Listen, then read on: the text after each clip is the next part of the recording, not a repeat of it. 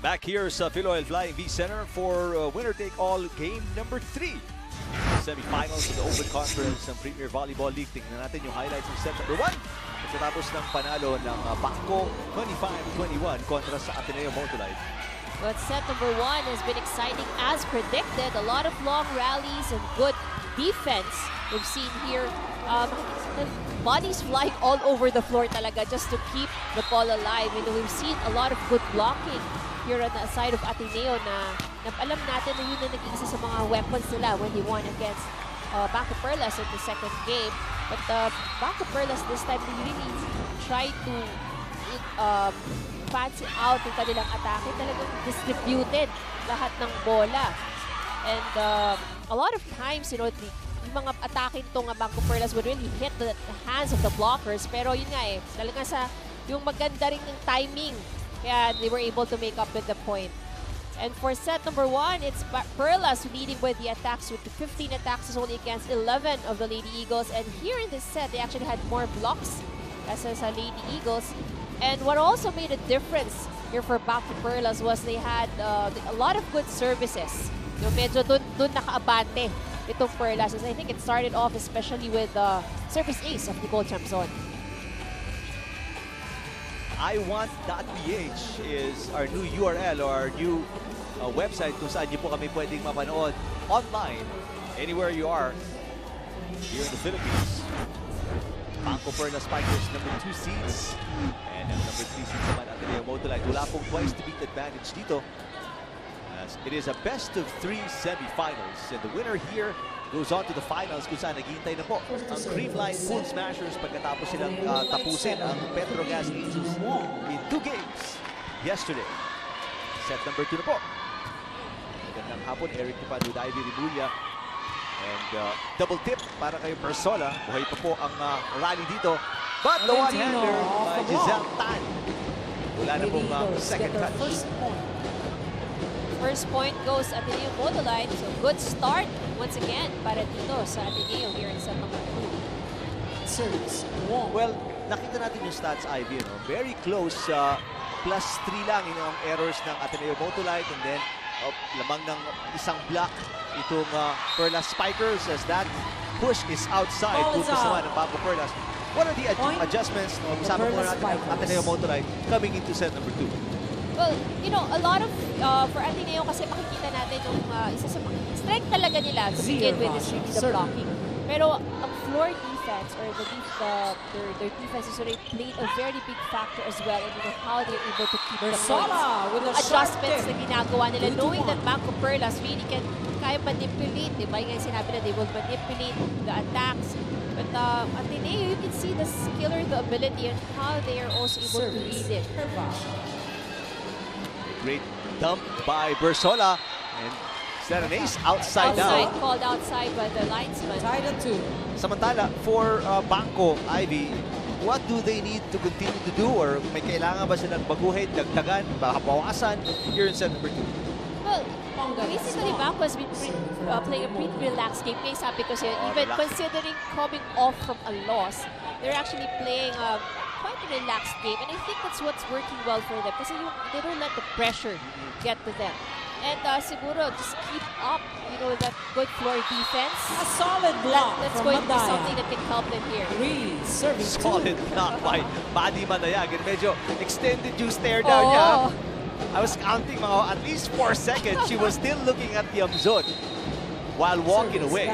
Well, why not? Nakailang lusot pa naman si Nicole Chamzon sa kanila ng set number 1, diba? So gusto mo naman talagang pumawi. Makakasunog yung titik ni Madayag. Butas na yung jersey ni Chamzon sa likod for sure.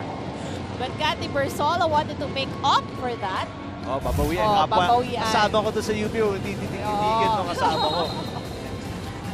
Only one blocker going up against Cathy Bersola at that time.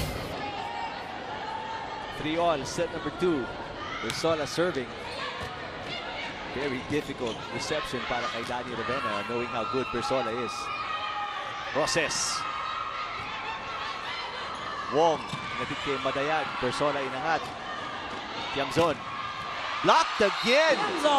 Wow, after Nicole got her way in set number 1, dito sa set number 2, hindi siya makapagpalusot ng bola, Ivy.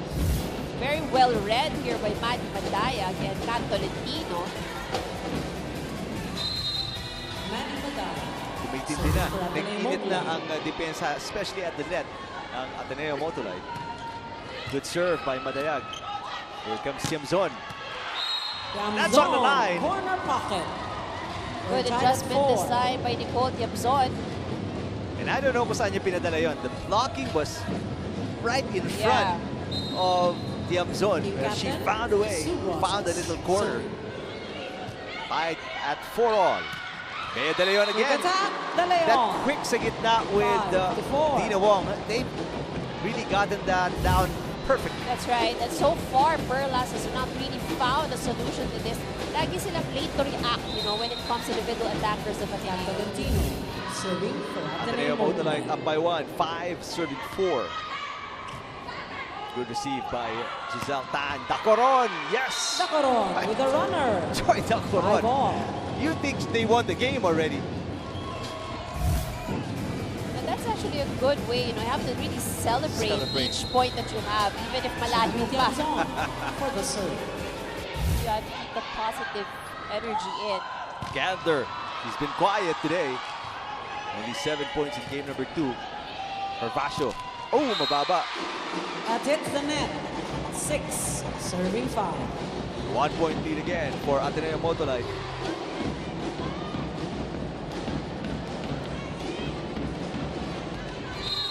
Manny Madayag taking a little bit of a rest.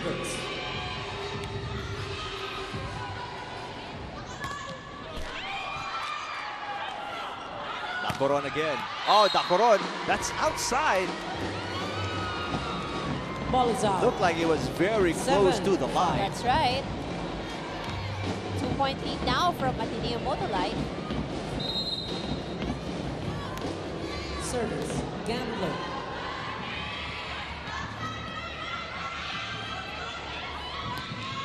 Another good serve from Gandler. Hervasio. The off-speed na abangan doon ni De Leon. Hervasio. Cross-court. Ravenna inangat. Wong. Bongay Gaston. Oh! Hervasio was there. Pero she kind of hesitated, Ivy. First technical timeout. 8. And that results in a point for 5, Ateneo-Motolite. BanKo. And we go to our first technical timeout. 3-point lead for the Lady Eagles kontra sa Perlas Spikers. Welcome back mga kapamilya dito sa Premier Volleyball League.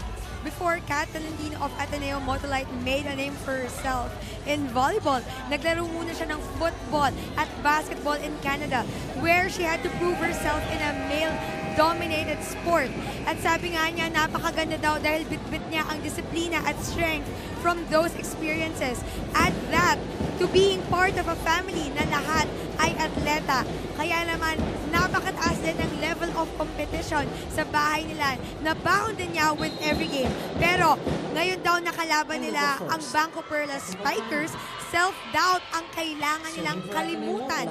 Dahil daw dito, kailangan nilang i-prove ang sarili nila kay Coach Oliver. At sabi rin niya, for this game, napaka-importante because they also want to make history in this conference. Eric? Alright, maraming salamat, Roxanne.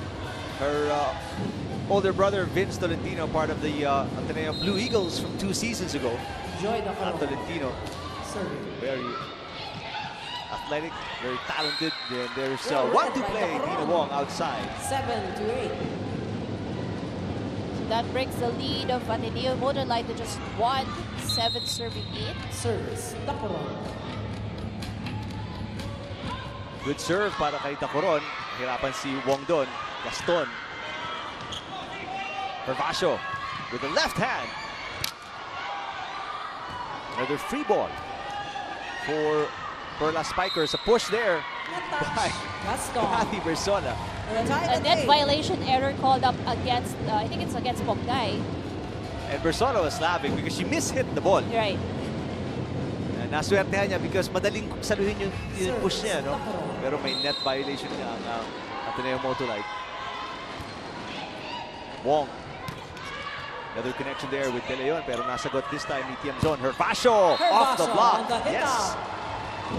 BanKo now on top. This time, Zir 1 Vashos point. are successful in getting that point from, for BanKo-Perlas. Let's take a look at that attack off the hands of Tina Wong. Second time she's done that. The Right. first time, hindi nga natawagan in favor of BanKo-Perlas. But this time, clearly, off the outside arm. Samantala, Ponggay Gaston 9-all. ties the game at 9. And you gotta be impressed with Ponggay Gaston, Ivy, you know. I mean, from a libero, she's been moved around several Right. times. Her position has been changing constantly in the past few seasons for Ateneo.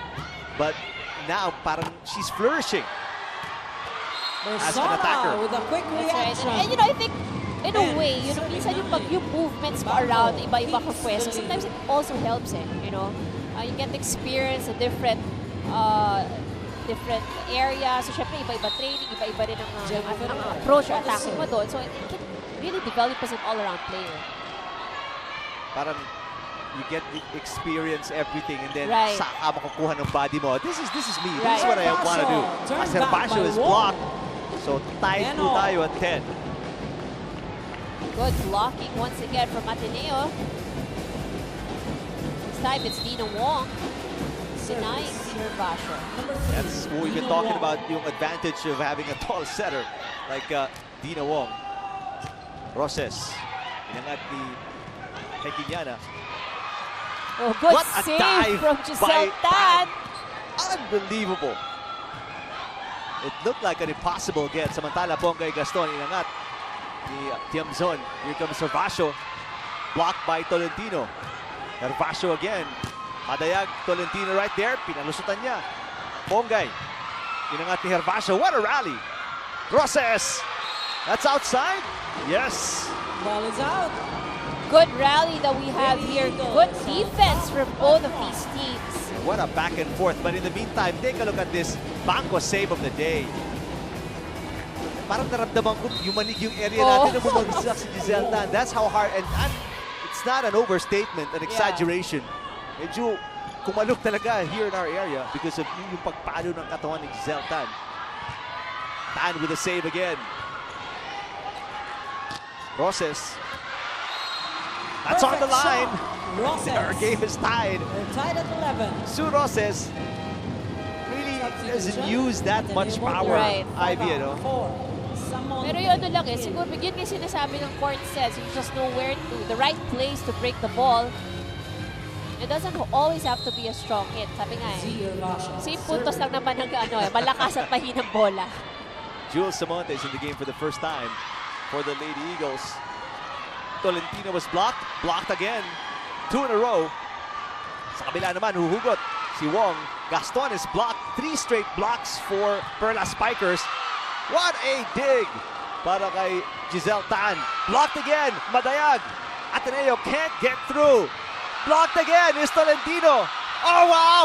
What Solid a defensive blocking play from the Perlas para sa Spikers. BanKo-Perlas Spikers, Ivy. Well, Cathy Barsola was all over the front here for BanKo-Perlas.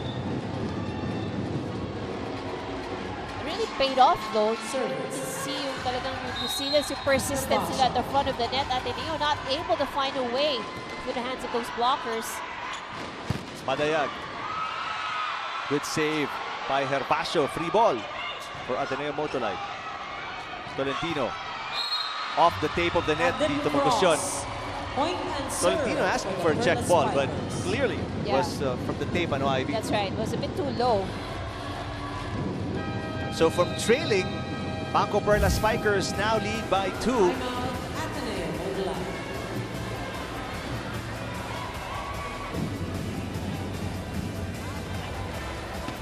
Again! Okay na! Wednesday, December 5 Again! at 4 p.m. will be the battle Forward! for bronze Okay! at 6 p.m. Make a way, find a way! Kung ano kaya natin gawin, gagawin natin! Wednesday, Hindi na! December You 5. have to move! Hindi pwedeng isa! Hindi po pwede! Kailangan natin gamble! High risk, high reward! Now, Jim! Yung cover natin, mamadali eh! Ay, magmadali! Okay, be patient, be patient!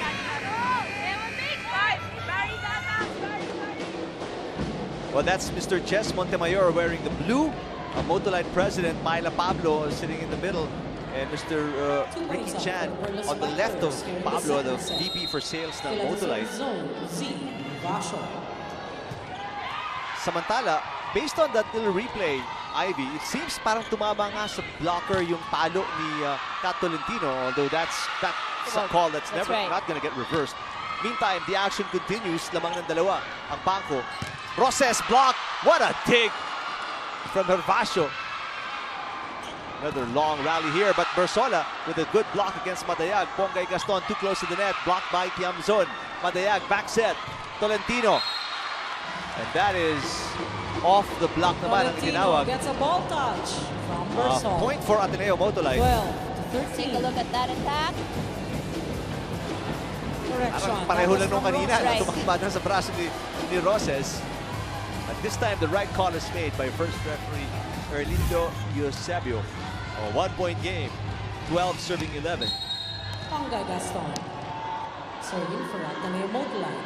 Madayag's been checked a lot through set number 2. Service ace from for Pongay. And she scores. So we're tied at 13. We're tied at 13. Giselle Tan trying to receive it sideways.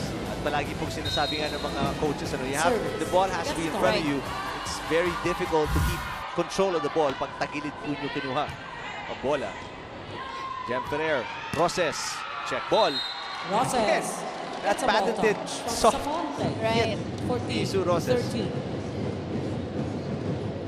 But the hardest of it, but again, kung alam mong saan dadalhin, so this time around, pinatama niya sa kamay ng blockers.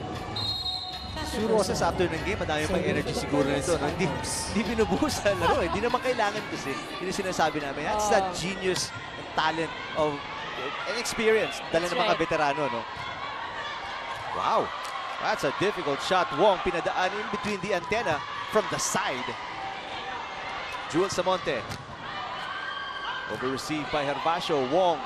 Back set Tolentino. Blocked by Tiamzon. Back set Madayag. Samonte block. Hekiliana kept it up. Free ball para sa Bangko. Tiamzon. Block. Oh, solid defense by Tolentino at the net. We're tied at 14. Game is tied at 14. Tingnan ang ating Motolite rescue dive of the day. Well, you've got to thank Hekiliana first before that save by Pongay.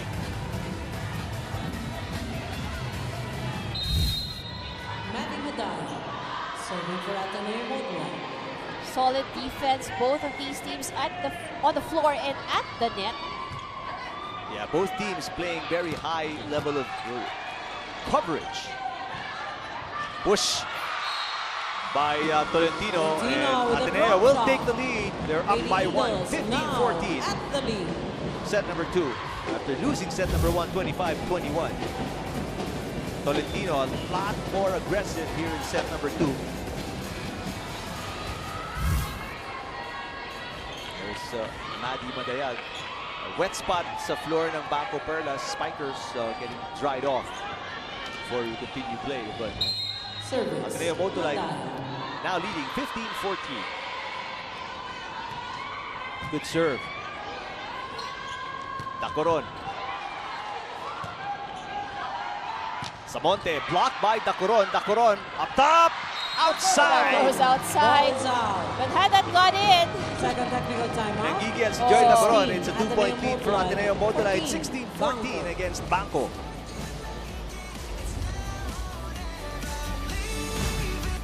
We're at the tail end of a long weekend and hits of come here inside the Philoid Live V Center para enjoyin yung final semi-final matchup natin. Pagitan ng BanKo-Perlas Spikers at Ateneo-Motolite. Bright Acueti in attendance. I believe may interview si Roxanne Montealegre in just a little bit. And maybe we'll find out if he's okay to play in game number 2. We remember yung mga nanood po kahapon, and I'm sure a lot of you watched Bea Tan, older sister of Giselle Tan, in attendance here. Na-injure si Bright yesterday, so we'll find out firsthand today if he's okay for game number 2 on Wednesday at the Araneta Coliseum.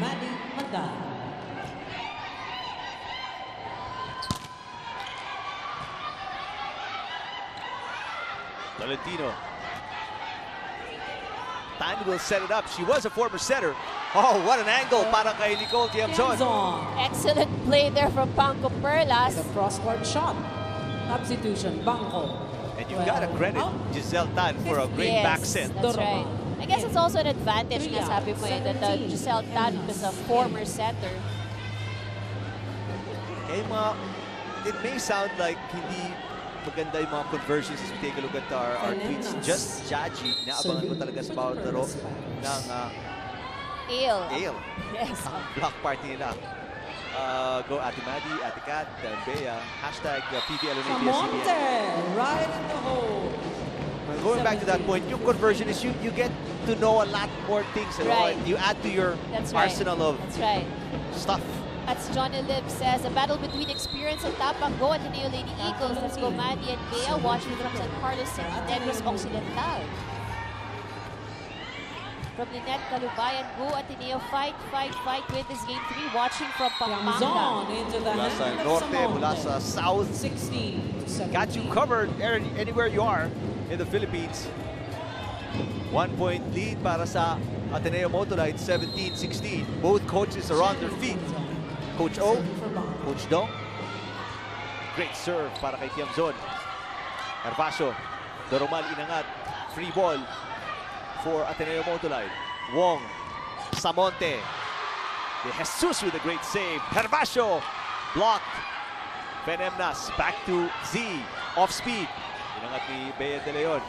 Samonte, blocked by Dacoron. Kept alive. Great coverage for both teams. Dacoron. Yes! Dacoron off the hand of Samonte. Good play here from BanKo-Perlas. And it seems it'll take almost an impossible shot, Ivy, para makapuntos ka because of how good these teams are defensively. You really have to rack your brain on how you're going to get around the defense. Yung sinasabi natin kasi we're not only talking about floor defense kasi meron din silang depensa sa net. Oh, that makes it all the more difficult. It will be tough. Put yourself in the shoes of Dina Wong and Fen Emnas. That's right. Gagawin mo opensa? Because again, both teams are so good at the net and so good on the floor. Doromal. Wong. Tolentino. Tiamzon was there, just late by a half second.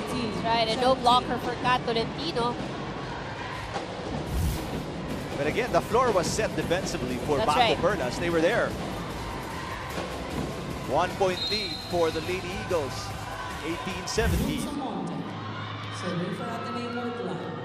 Formerly from De La Salle Zobel. Jules Samonte serving.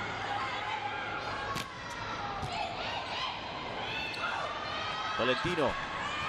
Oh! 2 straight points for Tolentino as BanKo caught sleeping defensively. Good variation as well for Kat Tolentino's attack, going down the line earlier, now going cross-court. And equals a 2-point lead for the Lady Eagles, 19 serving 17.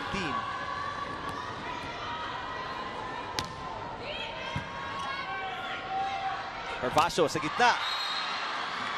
Calling for a touch. No touch according to the referee. No check ball according to Erlindo Eusebio. Timeout. Coach Dong de la Cruz. The lead is 3 para sa Ateneo-Motolite 2017. Lang lang yan. Okay. Nararattle tayo na hindi tayo makapasok ng bola. Okay. Nare-recover naman natin. I-distribute yung bola ng mabuti. Okay. Kaya naman ni Roma yan doon sa kabila. Ha? Sige, sige. Sa magandang isip lang, tapos patay tayo. Okay, come on.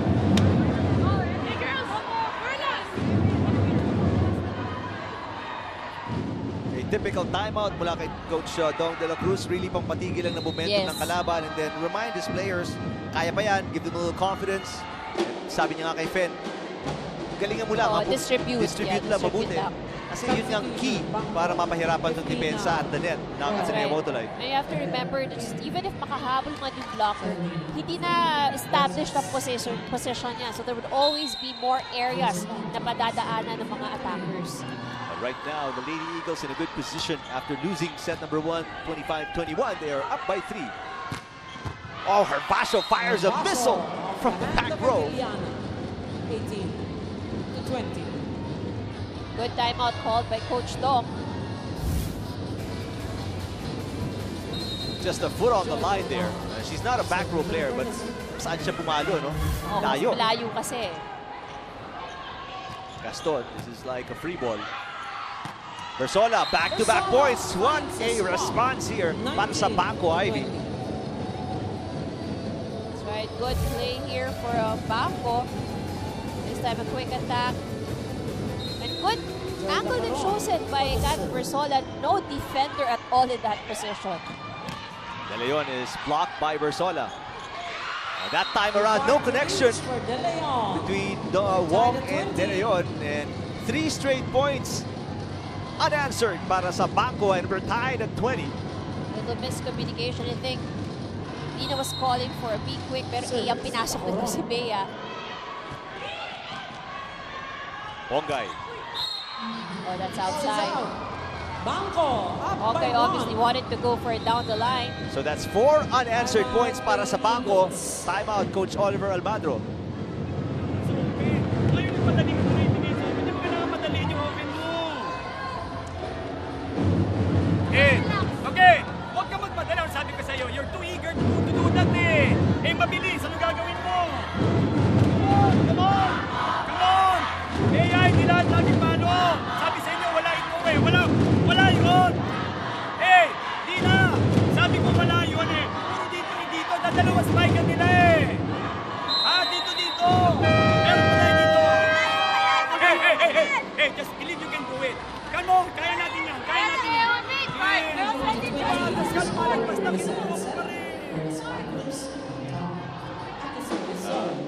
Si Bong and si Mosey Ravena. And again, si Noreen and I were talking about it.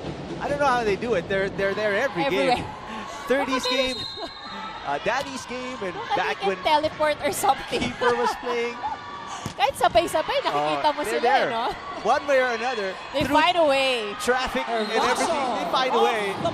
But right now, Ateneo can't seem to find a way to stop this scoring barrage para sa BanKo. It's 5 straight points for the Perlas Spikers here. And now the lead is 2. Remember, it was 17-20 in favor of Ateneo-Motolite. Napako na dyan ang Lady Eagles. So 5-0 run here for BanKo-Perlas. Gaston finally with an answer. The hand of Ferrer. 21-22.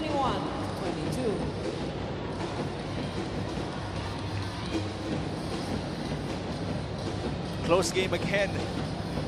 It's like deja vu of set number 1, Ivy. Captain, De Leon. Remember, again, Ateneo-Motolite lost the first set 25-21. This is almost, again, identical. The way these two teams are ending. Powerful hit by Kathy Bersola. 23 Fast to 20. and precise. Bersola makes it a 2-point lead.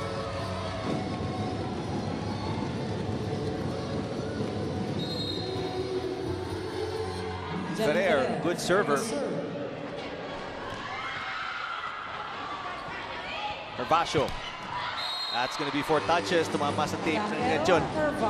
She had the right idea. She wanted to go down the line. Kasi maluwag ng konti eh. Nakaurong yung blockers ng Ateneo-Motolite. Back to a 1-point game. 22 serving 23. Serving for Ateneo-Motolite.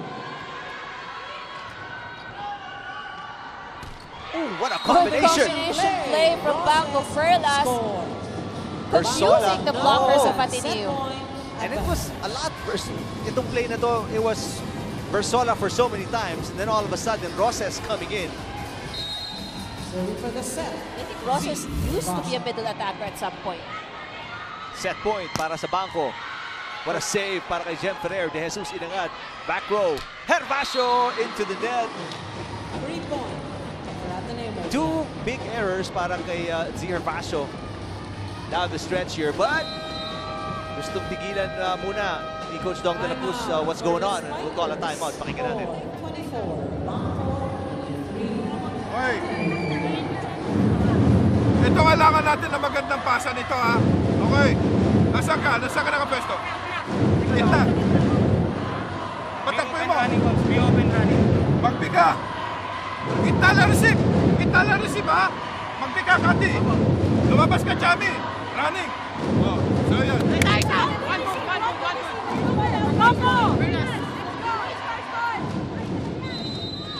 narinig po ninyo yun. Kailangan Very nitong play specific. na to, magandang receive. Oo. There's a A play lot drawn of up. going on, Hindi natin nakita yung throwing, pero it involves Roses, Bersola, and Chami or Nicole Tiamzon. It's definitely all fast plays and combination attacks. So talagang very important na magkaroon sila ng magandang first ball dito. Alright.